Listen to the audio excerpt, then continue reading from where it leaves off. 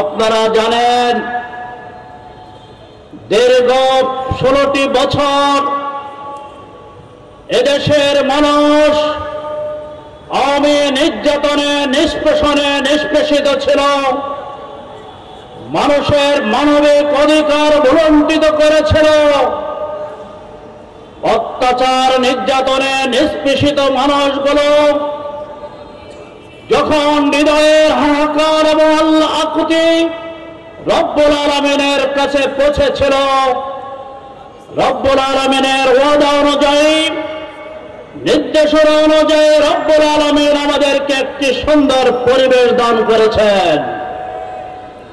রব্বুল আলামিনের ওয়াদা ছিল নির্যাতন নিষ্পেষণের পরে একটি সুন্দর পরিবেশ আল্লাহ আমাদেরকে দান করবেন। কোরআনে রব্বুল আলামিন বলেছেন, ইয়াম সাসকুম কারহুন ফাকাদ মাসাল কওমা কারহুম মিসলু ওয়া তিলকাল আইয়ামু নুদাইলুহা বাইনান নাস ওয়া লিয়ালামাল্লাহু আল্লাযীনা আমানু ওয়া ইয়াত্তাখিযা মিনকুম শুহাদা।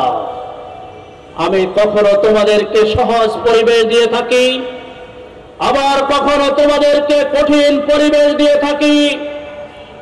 আমি ইমানদারদেরকে কঠিন পরিবেশ দিয়ে তোমাদের মধ্যে কারা ইমানদার, ওয়ালিয়ালামাল্লাহু আল্লাযীনা আমানু, আমি ইমানদারদেরকে দেখে নিতে চাই।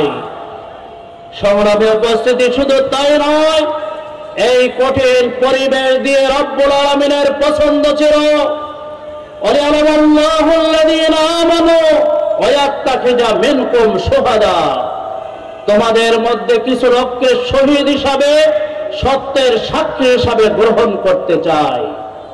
আমাদের আমির জামাত সহ অসংখ্য নেতা কর্মীকে আওয়ামী লীগের দুঃশাসনের আমলে শাহাদাত বরণ করতে হয়েছিল। এই শাহাদাতের মধ্য দিয়ে আপনাদেরকে ইমানদার হিসাবে বাছাই করার মধ্য দিয়ে রব্বুল আলামিন আপনাদেরকে আমাদেরকে একটি মেসেজ দিয়েছেন। রব্বুল আলামিনের মেসেজ হচ্ছে, ওয়ালা তাহিনু ওয়ালা তাহজান ওয়া আনতুমুল আউলাউনা ইন কুনতুম মুমিনিন।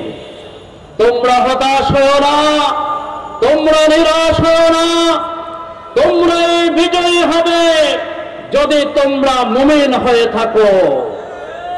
সংগ্রামের সাথী ও বন্ধুগণ, আজকে টেকনাফ থেকে তেতুলিয়া, রূপসা থেকে পঞ্চগড়, লক্ষ্য করুন প্রত্যেকটি মানুষের হৃদয়ে, অধিকাংশ মানুষের হৃদয়ে বাসনায় আগামী দিনে একটি ইনসাফপূর্ণ কোরআনী সমাজ প্রতিষ্ঠা করতে চায়।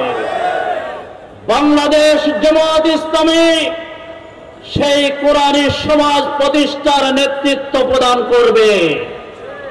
অতএব এই নেতৃত্ব দেওয়ার জন্য রব্বুল আলামিন আপনাদেরকে, যারা ইসলামী আন্দোলনের সাথে সম্পৃক্ত হয়েছেন, আল্লাহর দ্বীনের সাথে সম্পৃক্ত হয়েছেন, কোরআনী সমাজ যারা প্রতিষ্ঠা করতে চায়, এদেরকে বাছাইকৃত মানুষের অন্তর্ভুক্ত করেছেন।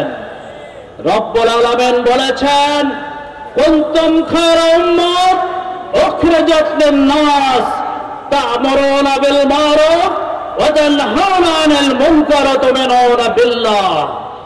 তোমরা শ্রেষ্ঠ উম্মত, তোমরা শ্রেষ্ঠ জাতি, তোমাদেরকে বাছিয়া বাহির করা হয়েছে জনগণের কল্যাণের জন্য।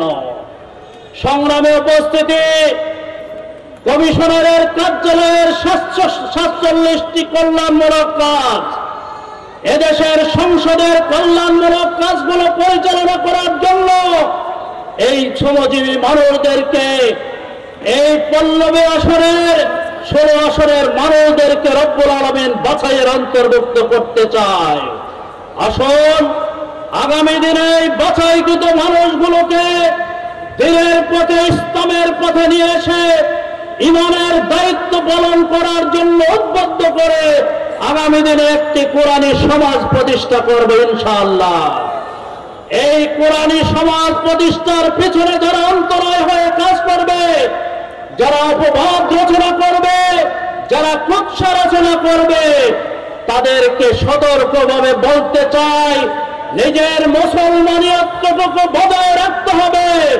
কারণ কোরআন আপনাকে স্পষ্টভাবে বলে দিয়েছেন, ওয়াল্লাযীনা কাফারু ইউকাতিলুনা ফী সাবিলিত তাগুত, যারা নিজেদের মন গড়া মত এবং পথ অনুযায়ী, নিজেদের মন গড়া সংবিধান অনুযায়ী, নিজেদের মন গড়া আদর্শ অনুযায়ী এই সমাজ প্রতিষ্ঠা করতে চায়, এই রাষ্ট্র প্রতিষ্ঠা করতে চায়। মহিবুল্লাহর কোন বক্তব্য নয়, জামাত ইসলামের কোন বক্তব্য নয়। রব্বুল আলামিনের বক্তব্য হচ্ছে এই লোকগুলো কাফের এবং অস্বীকারীদের মধ্যে অন্তর্ভুক্ত হয়েছে।